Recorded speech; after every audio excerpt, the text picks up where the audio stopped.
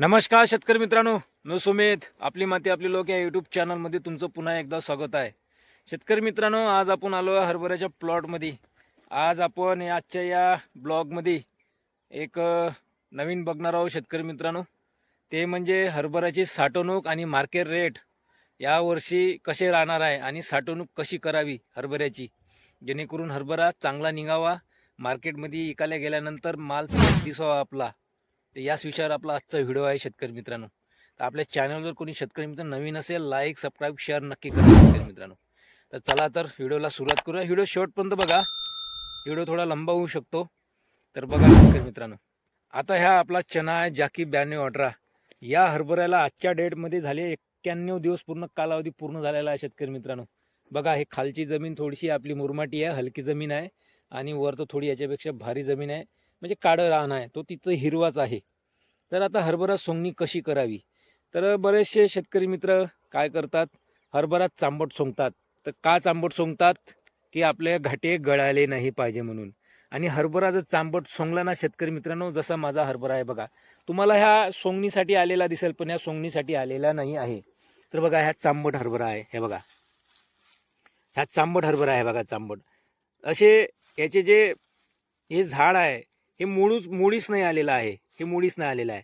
असा जर हरभरा आपण सोंगला ना शेतकरी मित्रांनो, याला जे काही घाटे असतात, थोडेसे ओलसर घाटे राहतात शेतकरी मित्रांनो. याला हे बघा, हे बघा, असे ओलसर घाटे राहतात. हे बघा, हे वायाचेच आहे. आणि याला काय पडतात, मग कायपट डागं पडतात शेतकरी मित्रांनो. आणि काही दाणे हिरवट असतात शेतकरी मित्रांनो, जसं हे बघा, हे बघा, हे हिरवट, हे बघा हिरवट घाटे, हे बघा, असे दाणे असे घाटे जर असले ना शेतकरी मित्रांनो, याला डागं पडतात. बऱ्याचशा शेतकऱ्यांना याचा अनुभव असतीलच. आणि सोंगायचा कसा, मोडीच आल्यानंतर. आणि बरेच शेतकरी मित्र मोडीच जर हरभरा आला, ते घाटे सांडतात म्हणतात, नुकसान होतात, सर्वा पडतात.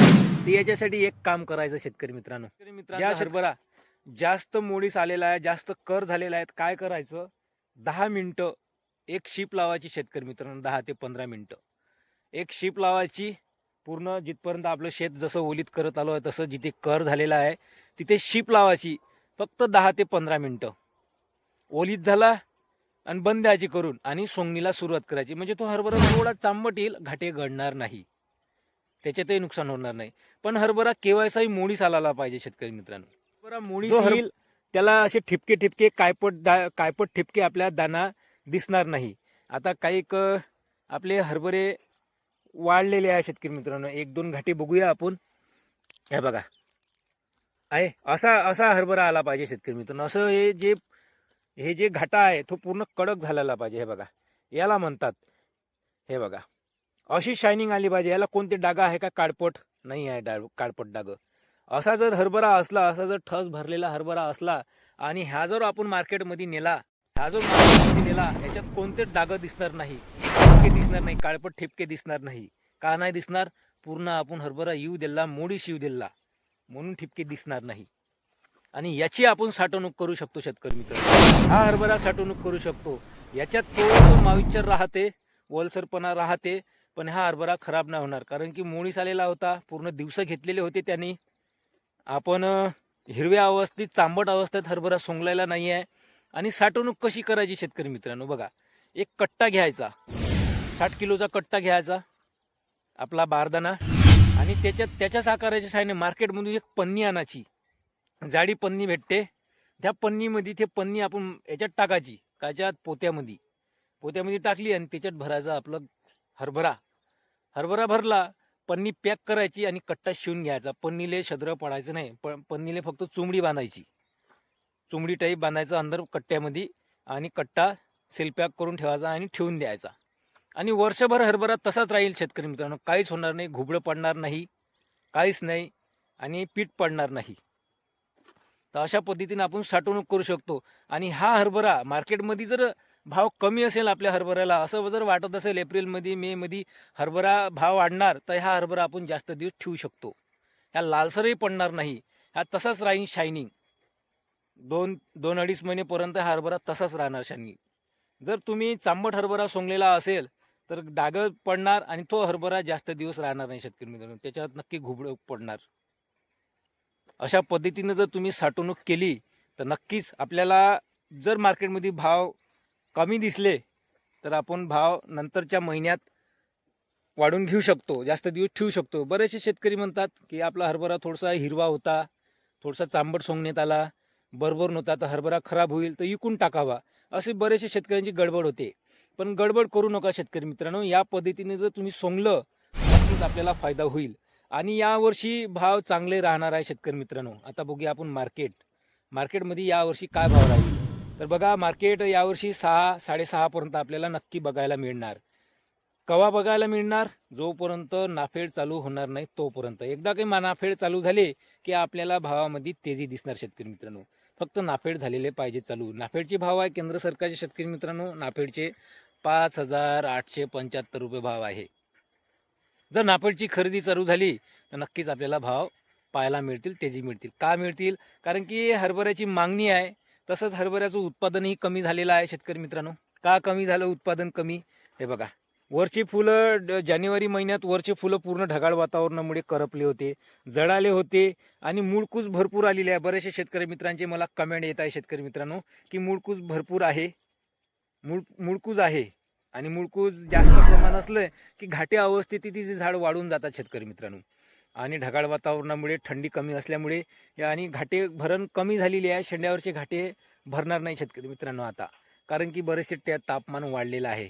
या कारणाने ते 35 ते 30% घट झालेली आहे उत्पादनाची आणि मागणी जास्त आहे. उन्हाळा शेत आहे मित्रांनो, उन्हाळ्यात लगनसराय होते. हॉटेलिंगमध्ये बेसनाची मांग जास्त आहे, बेसनाची हॉटेलिंगमध्ये मांग जास्त आहे आणि उन्हाळ्यात लगनसरायमध्ये बेसनच पाहिजे नाही का. तर या कारणाने हरभऱ्याचे भाव वाढतील शेतकरी मित्रांनो. आणि कोण्या शेतकरी मित्रांच्या मालाला भाव राहणार आहे? जो हरभरा काळपट ठिगळ दिसणार नाही, काळपट दाणे. तुम्ही बघितलं असेल, बरेचशा शेतकऱ्यांना अनुभव असेल की जो हरभरा चांबट हरभरा सोंगणीला जातो ना, त्याला काळेपट ठिपकत बसतात, काळे काळे ठिपके दिसतात. आणि तो जो हिरवट थोडासा हरभरा सोंगला, काही हिरवट सोंगतात हरभरा का बा आता एकच पात राहिली आहे, थोडा हिरवट आहे, थोडा भरडलेला आहे आणि थोडा जास्त वाळलेला आहे, असाही हरभरा सोंगतात. का सोंगतात? लवकर मोकळं व्हायचं आहे. पण आपला मालामध्ये काय फरक पडेल तर याची माहिती असणे फार आवश्यक आहे शेतकरी मित्रांनो. तर आपला मोडी शिव द्या शेतकरी मित्रांनो, नंतर हरभरा सोंगणी करा. आता मी तुम्हाला पहिले सांगितलेलं आहे, जास्त कर जर झाला असेल हरभरा तर 10 ते 15 मिनिटाची शिप तुम्ही जर दिली आपल्या हरभऱ्याला तर घाटे गळणार नाही, तेव्हा सोंगणी करू शकता. जास्त शिप नाही द्यायची, मजुरालाही चालता आलं पाहिजे, पेंड नाही टिकला पाहिजे, फक्त हरभरा ओलीत झाला पाहिजे. आणि आपण आता पहिले शेवटचं पाणी देताना आपण जागा केलीच राहते, शिप पाणी वावरातच राहते नाही का, कोणतं नुकसान होणार नाही. तर अशा पद्धतीनं जर आपण नियोजन केले नक्कीच आपला माल तेज निघणार, पॉश निघणार. आणि जास्त दिवस गंजी लावली की थांबावे नाही लागणार.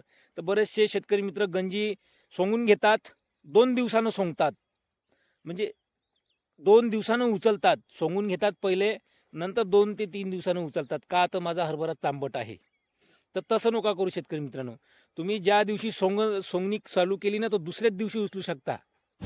जर मोळीस आलेला हरभरा तो 1 नंबर राहतो आणि जास्त दिवस आपण गंजी शेतामध्ये राहतही नाही, लवकर काढून घेतो आणि मशीनलाही सोपं जातं, डाळ नाही शेतकरी मित्रांनो, आणि लवकर माल निघतो.